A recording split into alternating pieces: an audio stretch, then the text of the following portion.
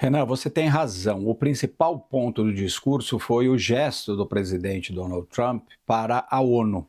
E em dois momentos, inclusive. Em primeiro lugar, lembrando que esse Conselho da Paz foi aprovado por unanimidade pelo Conselho de Segurança da ONU. Então, ele busca a legitimidade da ONU para justificar a criação do Conselho de Paz. E ele também faz um gesto dizendo que o Conselho vai trabalhar com todos os líderes convidados, com muitos governos e com a ONU.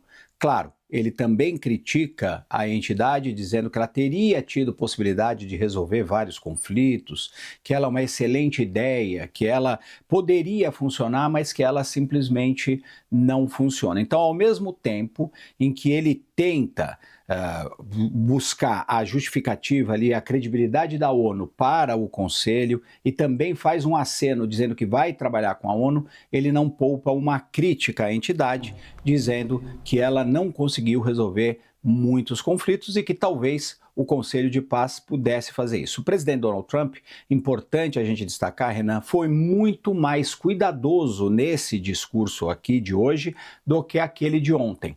Alguns elementos foram até parecidos. Ele dizer que resolveu sozinho mais de 8 guerras, o que não é bem verdade, não é bem assim, embora ele de fato tenha ajudado em muitas dessas guerras, mas não exatamente da forma como ele diz. Ele também ontem foi muito mais crítico em vários assuntos com relação a muitos líderes, chegou a ameaçar muitas vezes a Europa. Hoje ele ficou mais no script, hoje ele foi mais moderado, mais contido. Muito provavelmente, Renan, porque ele sabe das críticas contra o Conselho de Paz, porque ele sabe que muita gente acredita que o projeto dele é criar esse Conselho de Paz para competir e eventualmente lá na frente substituir a ONU. Por que eu digo isso? Porque o órgão encarregado, segundo todo o sistema multilateral, todo o sistema jurídico internacional, de resolver conflitos e evitar guerras é o Conselho de Segurança.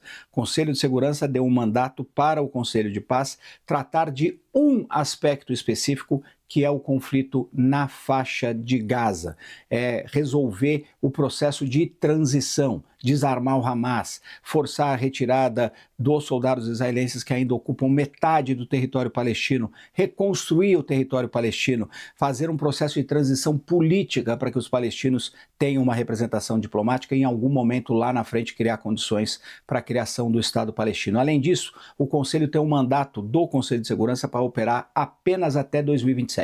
O presidente Donald Trump tem perfeita noção das críticas, tem perfeita noção da oposição de muitos países e por isso ele fez esses gestos conciliadores, inclusive, não muito típicos do presidente Donald Trump, mas foi um discurso conciliador no qual ele diz que quer trabalhar também com a ONU, mas ele não esconde e não escondeu nesse discurso a intenção de que o Conselho acabe se envolvendo em muitos outros conflitos pelo mundo. Não tem um mandato para isso, é parte do objetivo do presidente Donald Trump, mas hoje ele não foi assim tão incisivo nisso. Ele deixou isso claro, foi claro com relação a isso, afirmou isso, mas ele não foi, vamos dizer assim, tão incisivo, tão duro com relação a isso.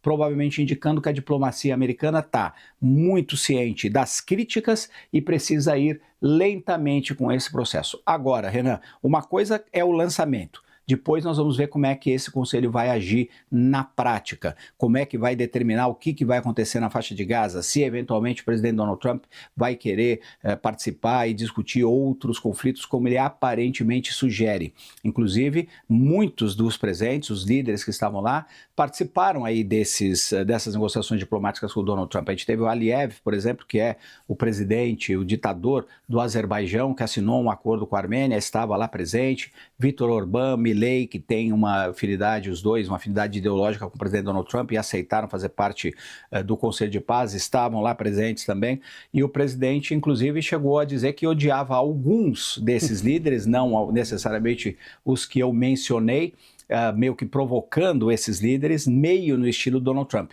Mas foi um discurso muito contido, muito centrado, muito ciente das críticas que esse conselho vai receber e é um esforço possivelmente da diplomacia americana de ir devagar para tentar estabelecer ali o seu projeto. Muito ainda precisa ser explicado sobre como os Estados Unidos pretendem conduzir o Conselho, e a partir dessas explicações é que a gente vai ter posições de outros países, como por exemplo o Brasil, se vai aderir ao Conselho ou não, a China, a Rússia, vários outros países que foram convidados e até aqui esperam ainda maiores informações. Não vai ser esse discurso que vai resolver tudo, Renan, mas foi um discurso em que o presidente Donald Trump pareceu ciente dessas críticas e resolveu, não de uma forma muito característica dele, ser mais conciliador e com mais calma nesse processo.